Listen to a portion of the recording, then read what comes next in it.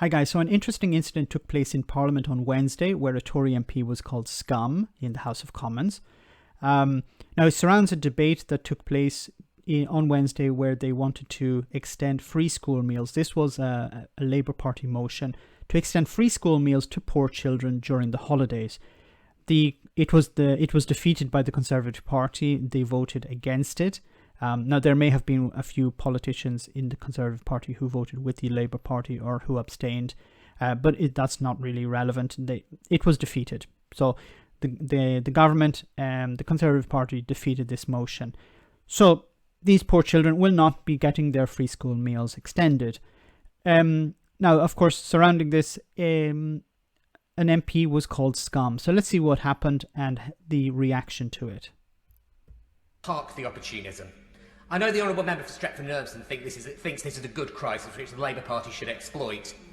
And I know she speaks for a lot of her front-bench colleagues when she says that. You just need to see it in the support, U-turn, oppose approach that's characterised their hindsight-heavy behaviour.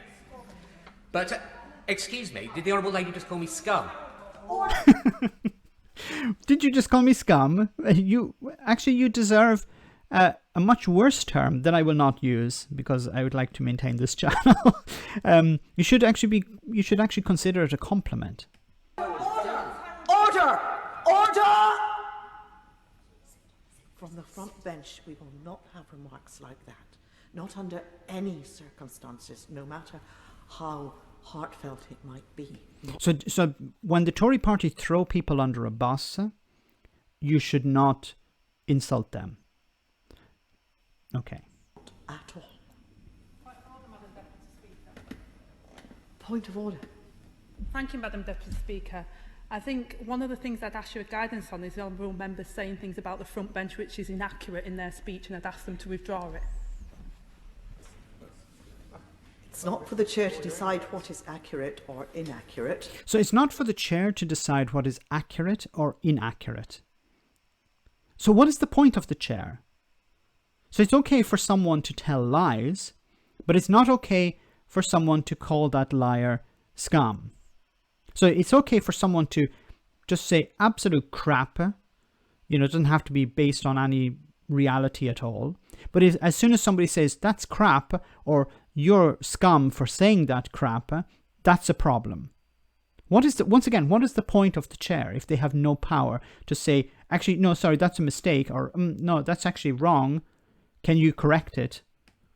I cannot make such a judgment, but of course I will ask the honourable gentleman to be reasonable in what he says and to be careful of his remarks. And I'm sure that if the honourable gentleman reasonable and careful feels that he has said anything that is offensive to the honourable lady, then he will undoubtedly withdraw and apologise immediately. Mr. Chris Clarkson. Thank you, Madam Deputy Speaker, and thank you for your guidance. I should clarify, I asked the Honourable Lady if she called me that. That's what I heard. Okay, so this scum remark festered for a few hours, and then it was brought up again in Parliament on Thursday. So we have another Conservative MP who had a problem with this term. I can take the rough and tumble of this place as much as anyone, but some of the language we saw yesterday was abhorrent, and particularly the use of the word scum. Yes, the terrible use of language. Doesn't matter what we do. Doesn't matter that we throw millions of poor people under a bus. It doesn't matter if we take away, support for them. It doesn't matter if we implement policies like universal credit, which are shown to drive people to extreme lengths to survive, and some people don't actually survive. It doesn't matter about all of these things. What's more important is that somebody would call us bad names. Now, I'm sorry, but when I got a phone call at 11:30 last night from my mum saying that she'd had people using that type of wording down the phone at her because she was my mother. What? So Sean is saying here that some people called up his mother and called her scum? Called Sean scum? Called Boris Johnson scum? Called the Conservative Party scum? So just after the Conservative Party voted down a measure to extend free meals to poor children, Sean's mother got a call. Now, surely Sean should be more upset that people got access to his mother's phone number. Wouldn't like if somebody called a member of my family and started insulting that, my first concern is, how did they get the number? Because Sean's mother is not an MP, as far as I know. I doubt it, but she's not representing a constituency, so people would have no business calling her. And how would they get her number? Unless it's a fixed line and they can open the phone book and go through all the Baileys in that constituency. And how would they know that Sean's mother lives in the same constituency? Maybe she lives in another city. But they managed to get... Really, does anyone believe what Sean is saying, that people called his mother and shouted obscenities at her? She didn't vote on this. He voted on this. And today, my staff members have called me with that type of abhorrent abuse. It is So your staff, so people who work for your office, well, they know what you do. There's a simple way of avoiding this problem. You could actually care about poor people. I'm not justifying people insulting members of the public or his staff. But if you throw people under a bus, you have to sort of go along with the idea that these people probably won't be very happy with you throwing them under a bus. I know the Tories would like people to be happy, maybe even get under the bus so that they don't actually have to put their back out throwing these people under the bus. But to be angry that people are angry with you for doing things like throwing them under a bus, I don't understand how you don't say, well, they're calling me scum. I should actually be very happy that they're not doing much worse. Once again, this is a word. If he had said people had come round to my house with baseball bats, that's different. Now, I'm not going to comment on that, but you probably, if you know me, you would probably know how I'd respond to that. But that's not what happened. Let's focus on what happened. People called him scum after he voted for a motion to throw poor people under a bus. Let's hear what Jacob Rees-Mogg had to say about this as well. Absolutely not on. Can my right honourable friend give us a debate in government time on the standards of conduct that we have in this chamber? Because the language we use impact people beyond us. And perhaps you'll bring the honourable lady for Ashton Underline here and apologise, not just to us, but perhaps to my mum as well, who's had to abhor that today. Once again, does anyone actually believe this happened? Leave the House.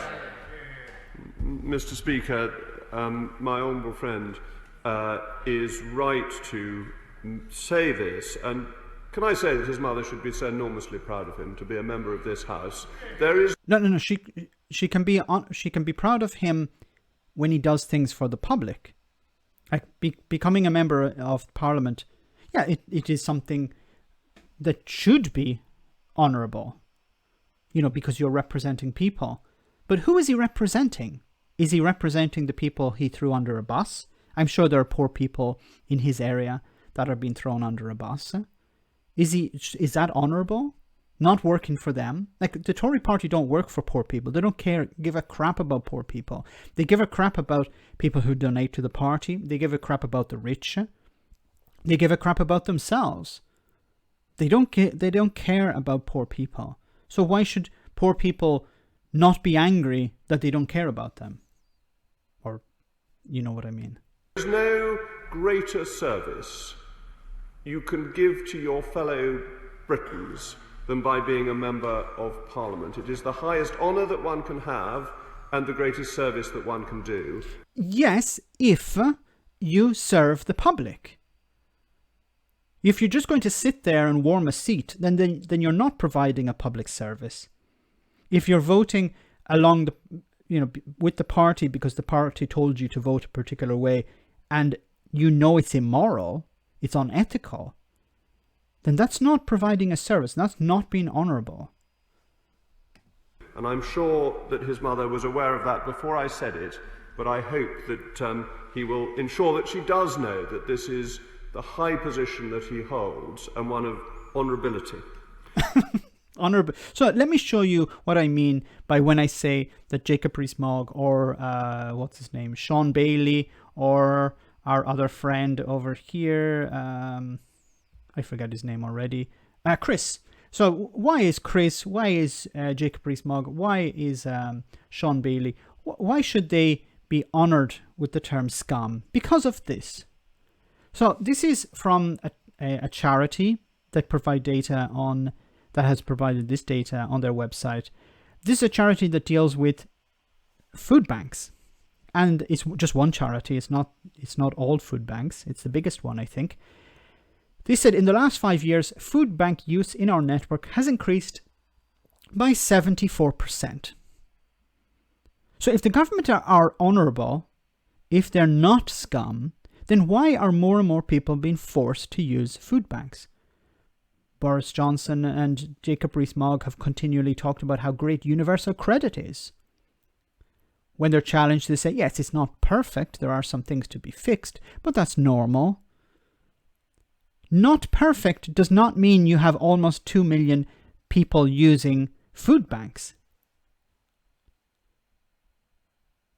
The 2 million uses of food banks. I'm not sure exactly the data here, but it's going up. It's a huge number. How is that something positive? How is that a victory?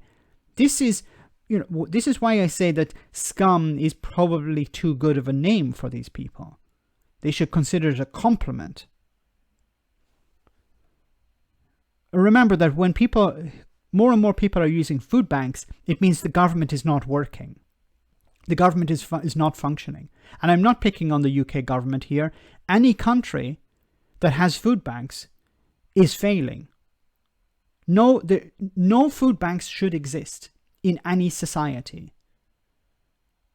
Unless it's some sort of particular food that you think the public don't have access to and you say, I want to provide it. But that's an absurdity. But you know what I'm talking about.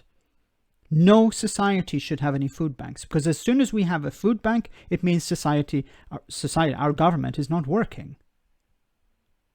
There's no reason for that. If the country is going through war, if the country is on its knees, that's different. But in an advanced society, there's no reason for a food bank. Absolutely no reason. Now, of course, it's not just food banks, it's also poverty. And I want to show you some data here. This is from, for example, data from, I'll show you the website. It's from the Joseph Rowntree Foundation, another charity. They're showing here data from, child poverty rates and adults in the UK. But let's start with when the government took over in 2010, 2011. So pensioners, it was 14% in poverty in 2010, 2011. That went up to 16%. Children, 2010, 2011, 27%, went up to 30%. Now, some of the other data, the numbers basically stayed the same. Of course, we have to remember that this is data taken from the government. The government decides where the poverty level is. If all they have to do is reduce the level, and then they say, look, we have fewer people in child poverty, fewer people in poverty, because we've lowered the bar. And then, of course, homelessness. This is data from 2019.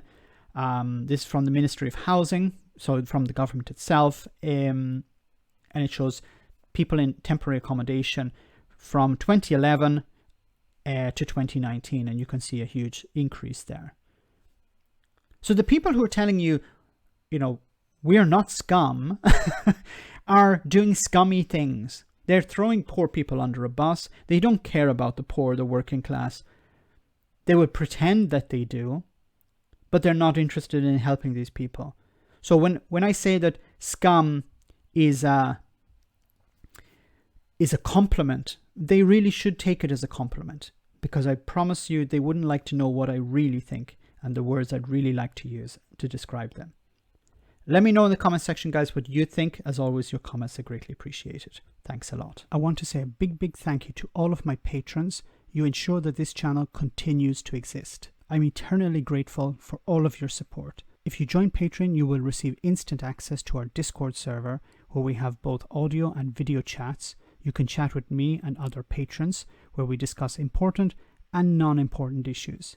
Becoming a patron per month costs about the same as a large coffee, so why not check it out?